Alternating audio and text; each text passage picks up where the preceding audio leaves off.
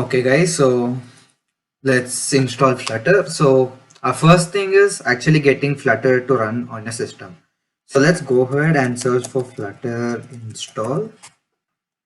And the first link is from the official docs flutter.dev. Let's go over there. And we'll assume that most of you are using Windows. And of course, if you're using any other operating system, there's a guide over here. So let's click on Windows for now. Okay, so we have the minimum requirements over here. So Windows 7, 1.32 GB of disk space, and probably Git. Okay, I hope that you guys have Git installed, or else that's really simple to do as well. So this step-by-step instructions over here, Flutter Docs is really amazing. So if you have any doubt, you can anyways go through this, but I'll anyways teach you guys how to install. So the first thing that we do is download this one, flutter.zip over here. We hit download, save it over here. So as you can see, the size right now is 669 MB. So let's wait till that's done. Once that we have downloaded it, we can go open the location. As you can see, it will be in your downloads. Right click over here and extract all. Here you can choose your directory that you want to extract it to. I'm going to go to D and I'm going to choose this directory over here, and then I'm going to select folder, or you can just go to C, go to program files and select folder. So you're going to get this, and then you're going to click extract. I've already extracted it, so I won't be doing this step. The next thing you see is either in your wherever you have extracted, you should be able to see this over here, Flutter. So click on Flutter, click on bin over here. So when you go to the bin, click on this over here, copy. All right. Once you copy the path of your Flutter bin directory, go to your search bar over here. Let me minimize everything else. Go to your search bar over here and type environment variables. So when you type system environment, you will get edit system environment variables. Know that it has to be system. Okay. So when you click on that, it will open up this dialog and you click over here. So once you do that, you go to path over here and click edit. It will open a list of things over here. What to do is click on the new button over here and paste the path that you have copied, the bin directory of your Flutter. So this doesn't matter, but I mean it does matter. It depends on where you have put your Flutter, but you need to have the path to your bin directory over here. Once you do that, just click outside and click OK. Click OK again. Click OK again. You might have to restart your laptop or computer after this. So once you do that, just go to your command prompt, just type command prompt over here, CMD, open command prompt and type Flutter. Once you type Flutter, you're going to get this thing. That means that Flutter has been installed on your computer. Alright, so I think it's the same thing over here. Next thing that we have to run is Flutter Doctor. That will tell us all the issues that you have regarding Flutter. So clear Flutter Doctor. So if this thing, at this stage, at least the first thing over here should be a tick over here. That means Flutter has been successfully installed and you're able to run this command. All right. So the next step is to set up your Android Studio or Visual Studio Code. So the next thing that we do is Android setup. All right. So there are two IDEs that we can use. It's either Visual Studio Code or Android Studio. So next we are going to set up Android. So the first thing that you have to do is install Android Studio. So let's click on this link and come over here. It will automatically detect your platform over here. All you have to do is download Android Studio. I've agreed and click download. This is also another 800 MB download. Hit save and hit save. As we can see, the download is done over here. Let's go over the installation. We clicked it and the installer should take a while to start. Okay, let's minimize everything. Okay, it's going to ask you for a confirmation. We click yes. Okay, we enter the setup over here. We click next. And there are two things it asks over here. So you either install just Android Studio or also an AVD. An AVD is basically an emulation of your phone on the desktop only if your laptop is powerful enough. If you think your laptop is powerful enough, go for this step. If your laptop is not powerful enough, please do not go for AVD. You can use your mobile phone itself for running your Flutter apps. Next, we click next, and it's going to ask us where do we want to install Android Studio. Again, you can select wherever you want to install it. For now, what I'll do is we can go to, okay, we can, I'm going to keep that. I'm going to click next and I'm going to do install. So once this is done, we click next and we hit finish. So first time you're booting Android Studio, this is going to take you to a wizard. So first thing you can see is that missing SDK. So to run any Android app, you will need something called as an Android SDK. Android Studio will set that up for you. So before continuing, you must download the necessary components or select an existing SDK. So we click next and it tells us what SDK that we need to select. So by default, it gives us this Android 11, which is the latest one. And there's a 310 MB worth of Android SDK. And here you can select where do you want to install your SDK. Here you can select any place you want. And by default, your Android Studio will select a location for you. That depends on a system. What you do is right click this and Control C. Alright, copy this location. Remember this location. We can even get back to it later. So just click next. And it's going to tell you what and all it's going to download. So the download size over here is 500 MB. So then you click finish. Once you do that, it's going to start the download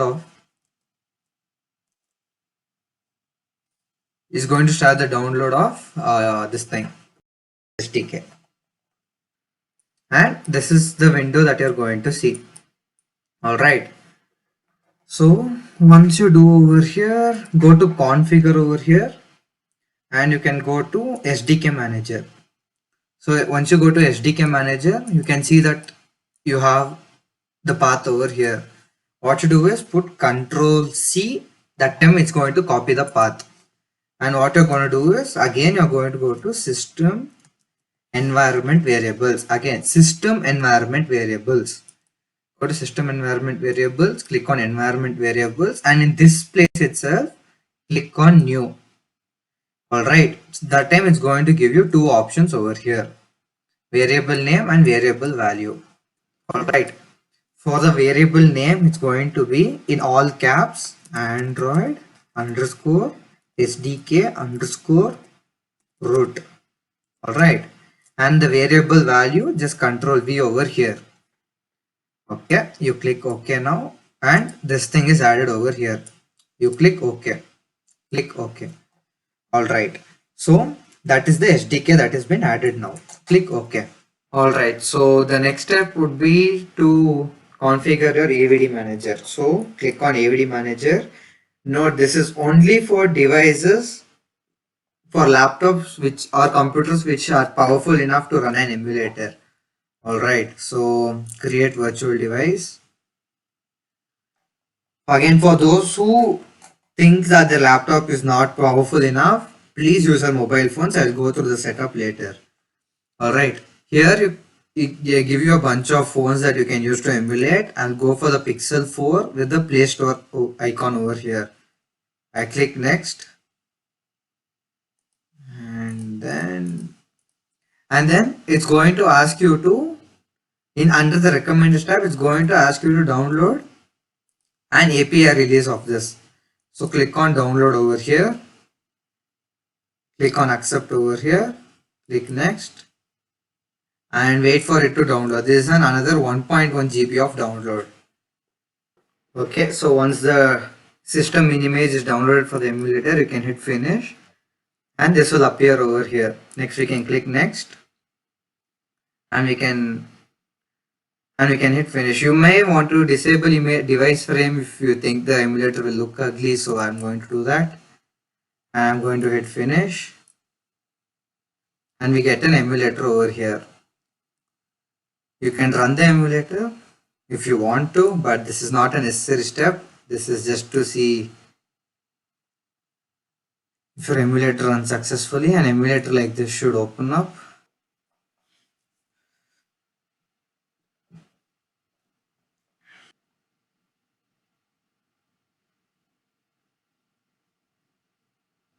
And there is your emulator which is ready. So you can use this to start up your Flutter applications. Hit close over here. And you can close this over here. Alright. Okay, next what we do is go to your file explorer over here. Go to any place that you want to. Let's say that you go to your D directory or something. You can create a new folder over here called Flutter projects. Right click enter. Go inside the folder and go over here and type cmd and press enter. Alright. So before you do anything, run this command called flutter doctor. So once you run flutter doctor, it basically checks for anything, if anything is missing in your computer. So as you can see over here, this is something similar that you should be getting. So you should be having Flutter as installed like before. The second thing is some Android licenses may not be accepted. To resolve this, run Flutter Doctor, this one, and Android Studio version plugins are not installed. So all of these are totally fine. So what first thing that you're going to do is solve this issue over here. So you can see over here is Flutter Doctor minus Android licenses. So highlight, so copy this down over here and click enter. And it's going to ask you to accept some licenses. Type Y for everything. Y enter, Y enter, Y enter, Y enter. And all SDK packages license has been accepted. Now run Flutter Doctor again. Sorry.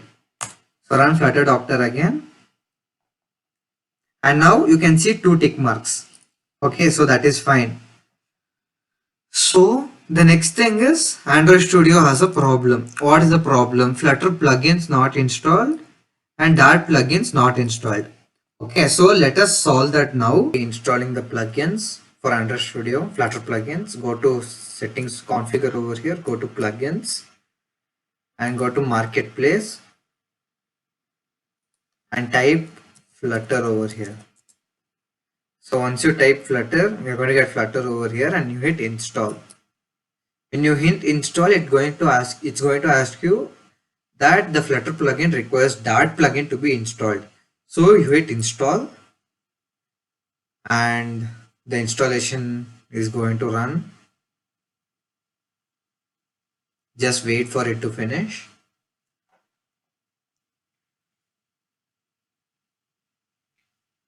Okay. Okay, once it's done, restart IDE and restart.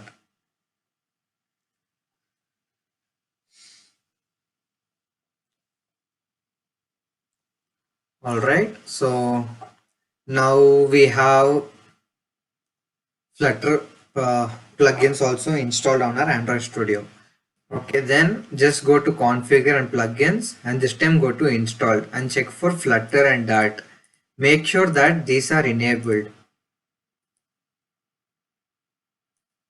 So this is a check mark next to them, it means they are enabled. Click OK and click restart.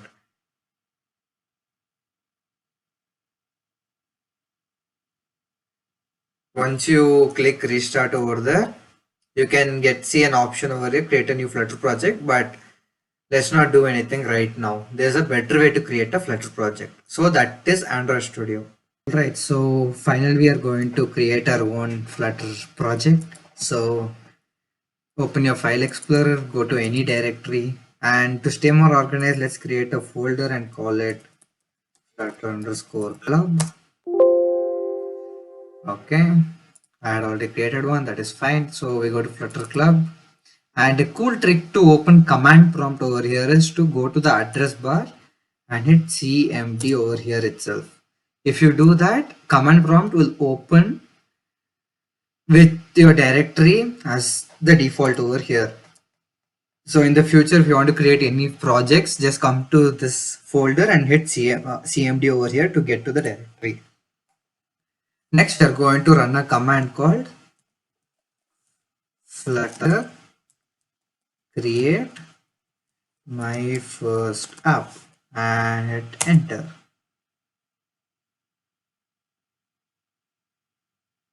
And once you do that, it's going to create a Flutter app and it's going to run Flutter Doctor automatically after this.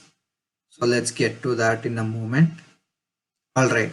So in Flutter Doctor, you can see that Flutter is fully done. Android toolchain fully installed. Android Studio is partially installed. More components are available. You can ignore that safely. In case you have also installed VS Code, it's also going to show over here. And connected device is not available. This happens when you haven't connected your phone or you haven't started up your emulator. That is totally fine. So the most important ones are the first three. All right. So after this, you can safely close the command prompt. Go to Android Studio.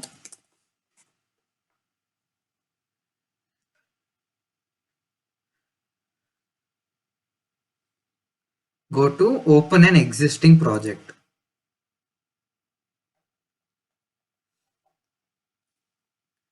And I'm going to locate where I've created this. So it's going to be in my D drive.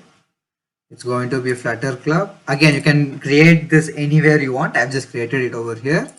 And you will see an Android symbol over here. Not this one, over here. So just click on the name of your app and hit OK. Once you do that, Android Studio should launch.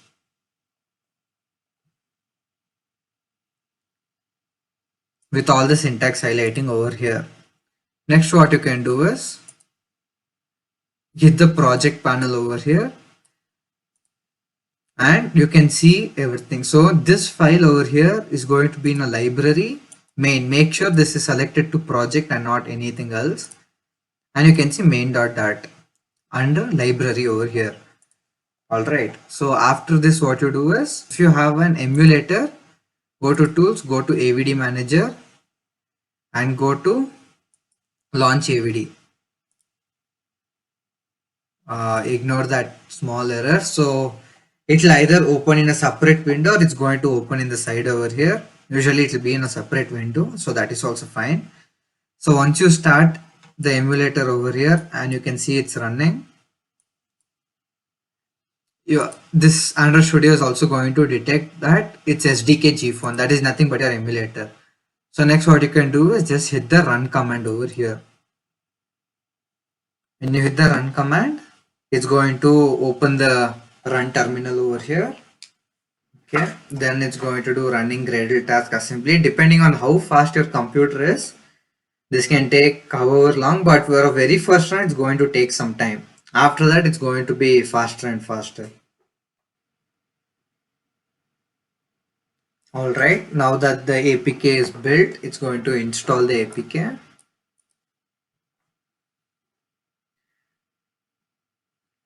Okay, you can close this and you should have your first app running.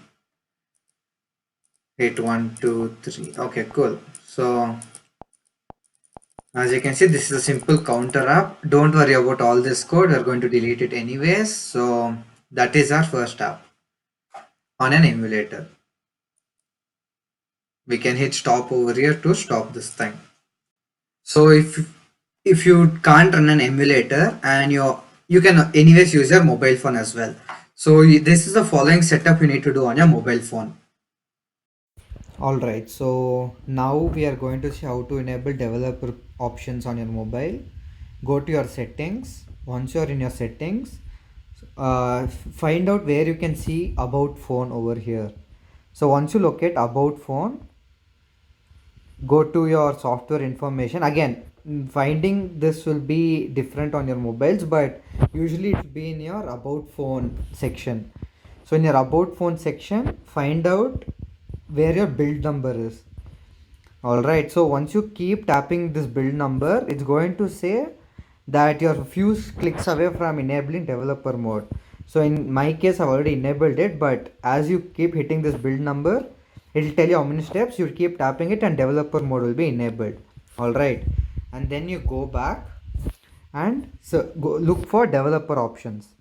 Go to developer options, and once you're in developer options, scroll down and enable USB debugging. Alright, click OK, that is fine. And once you hit debugging, there might also be an option to install apps via USB. Enable that as well. And sometimes you'll also have verify apps over USB. Enable this.